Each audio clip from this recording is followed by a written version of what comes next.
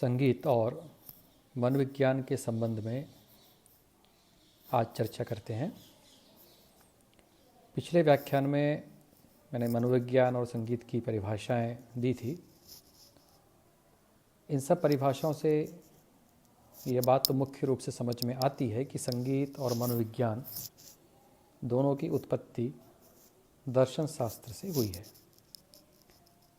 मनोविज्ञान की परिभाषा ही आत्मा का विज्ञान था तथा संगीत का अर्थ भी मोक्ष प्राप्ति से लिया जाता था।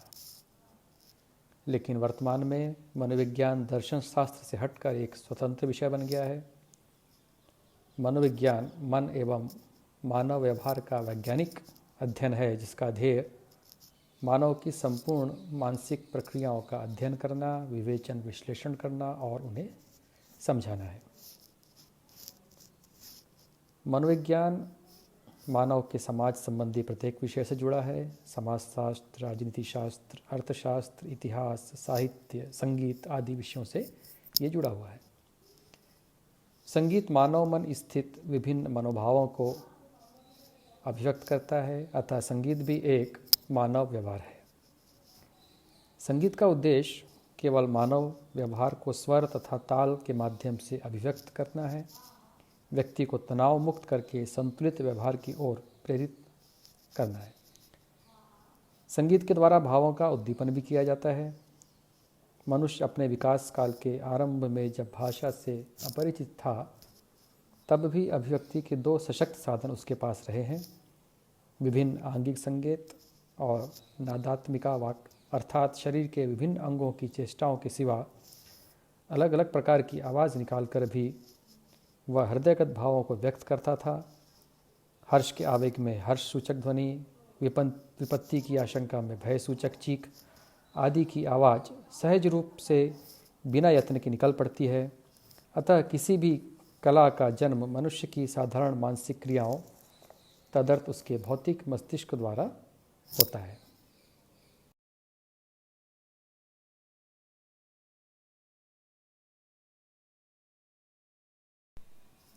संगीत, संवेदना एवं प्रत्यक्षीकरण। कला की संवेदना किसी भी भाव सत्ता एवं पदार्थ सत्ता की उत्तेजना का परिणाम है और प्रत्यक्षीकरण संवेदना का वह विकसित रूप है जिसमें हम संवेदना के साथ अर्थ का भी प्रयोग कर देते हैं।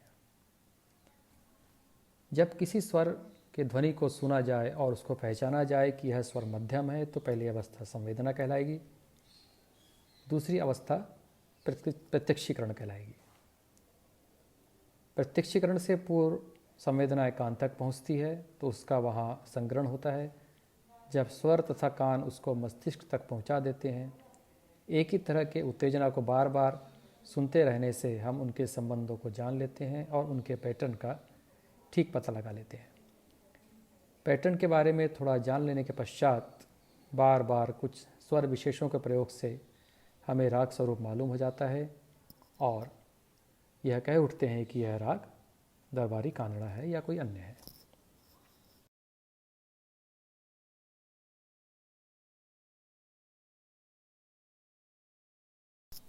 संगीत, स्मृति और कल्पना। अनुभूत के संस्कार व्यक्ति के मस्तिष्क में अवचेतन अवस्था में स्थिर रहते हैं और आवश्यकता पड़ने पर अथवा प्रसंग आने पर चेतन हो जाते हैं, जिससे कि हम स्मृति कहते हैं। कल्पना शब्द क्लप धातु से बना है, जिसका अर्थ है क्रिया का सामर्थ्य अथवा प्रकारांतर से सृजन करना। अदृश्य जगत का स्पर्श मानव इसी शक्ति से करता है, कल्पना इसी शक्ति की प्रेरणा है। तो भी यह कह सकते हैं कि स्मृति और ज्ञान के बल पर स्थान एवं वस्तु के भेद से नए राग ग्रहण करने वाली मनःशक्ति का नाम कल्पना है। कोई भी गायक या वादक कुछ समय तक अपने शिक्षक से संगीत की शिक्षा लेने के पश्चात वह अपनी कल्पना शक्ति द्वारा ही आलाप की बढ़त, बंदिश की बढ़त, तानों में नवीनता लाता है।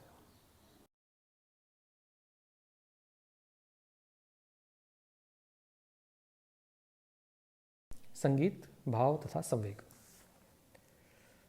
मानव जीवन अनुभूति तथा अभिव्यक्ति दोनों से प्रभावित होता है। इसी को ही मनोविज्ञान की भाषा में भाव और संवेग कहा जाता है। मनोभौतिकी के समांतरता के नियम के अनुसार जैसे जैसे स्वर की तारता बढ़ती जाती है और भावनात्मक अनुभूति भी प्रबल होती है, जैसे सा का उच्चार दीर्घकाल तक किया जाता है तो वह निद्राजनक उत्पन्न होता है। यह स्वर विश्राम की एक स्वीकारात्मक अनुभूति प्रस्तुत करता है, जो किसी भी अनुभूति के लिए आधार बिंदु या प्रारंभ स्थान हो सकती है। इस प्रकार यह चेतना का अवसीमा प्रदर्शित करता है। त्रिस्वरा वाली टेट्राकार्ड में कृष्ण राव के अनुसार आधार स्वर सा के अतिरिक्त प्रयुक्त होने वाले अन्य दोनों स्वर आधार स्वर की अनुभूतियों को और भी ज़्यादा प्रदीप्त करते हैं। ये कहना है एच.वी. कृष्ण राव जी का।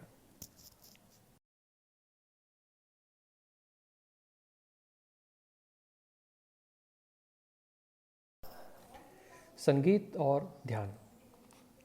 मनुष्य अपने परिवेश की वस्तुओं से प्रभावित होता है। प्रत्येक व्यक्ति परिवेश की वस्तुओं में चुनाव करता है और कुछ वस्तुओं की ओर ही ध्यान देता है। यह चयनात्मक प्रक्रिया ही ध्यान है। ध्यान की प्रक्रिया चेतना के विशेष केंद्र पर होती है।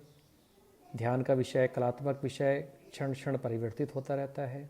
जब चेतना एक कलात्मक विषय पर केंद्रीभूत होती है तो उससे संबंधित अन्य कलात्मक विषय का भी कलाकार और दर्शक को सामान्य ज्ञान होता है। उदाहरणार्थ, जब एक शहनाई वादक कलाकार राग मारवा प्रस्तुत कर रहा है, उसका ध्यान तो उसी राग पर ही केंद्रित है, लेकिन उस समय उसके सब प्राकृतिक रागें जैसे सोहनी पूरिया का भी ज्ञान होता है। संगीत कला तथा ध्यान प्रक्रिया के मूल में विश्लेषणात्मक मनोवृत्ति ही नहीं होती है, वरन रचनात्मक एवं संगठनात्मक मनोवृत्ति भी क्रियाशील रहती है। एक गायक वादक की सफलता के पीछे मानसिक प्रक्रिया ध्यान ही है।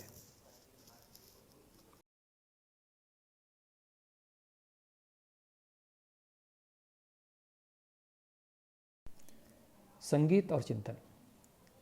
दैनिक बोलचाल की भाषा में चिंतन का अर्थ सोचने, समझने, कल्पना करने, विचार विमर्श करने आदि से लिया जाता है, लेकिन मनोविज्ञान वारेन के अनुसार चिंतन प्रतीकात्मक प्रकृति वाले व्यक्ति के सम्मुख उपस्थित किसी समस्या अथवा काम से प्रारंभ होने वाली कुछ प्रयत्न और भूल सम्मिलित करने वाली, परंतु उसकी समस्या तत्परता से प्रभावित और आखिरकार समस्या के एक निष्कर्षों का सुलझाव पर पहुंचने वाली एक प्रत्यात्मक क्रिया है।